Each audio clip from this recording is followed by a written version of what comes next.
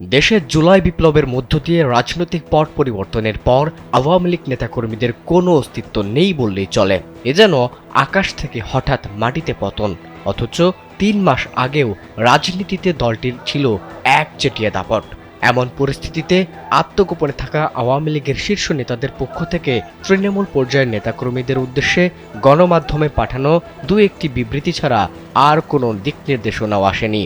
এমন পরিস্থিতিতে গেল সোমবার আওয়ামী লীগের বর্তমান পরিস্থিতি নিয়ে ছাত্রলীগের সাবেক সেক্রেটারি গোলাম রব্বানী সামাজিক যোগাযোগ মাধ্যমে একটি স্ট্যাটাস দিয়েছেন। এবার তৃণমূল আওয়ামী লীগের কাছে নিজেদের ক্ষমা চাইতে হবে জানিয়ে নিজের ভেরিফাইড ফেসবুক অ্যাকাউন্ট থেকে একটি স্ট্যাটাস দিয়েছেন সাবেক ছাত্রলীগ সেক্রেটারি সিদ্দিকী নাজমুল আলম। ইডেন বে কক্সবাজার সমুদ্র সৈকতের উপর নিজেদের একটি ঠিকানা। মাত্র ৫ লাখ টাকায় আপনিও হয়ে যেতে পারেন এই হোটেলের মালিক।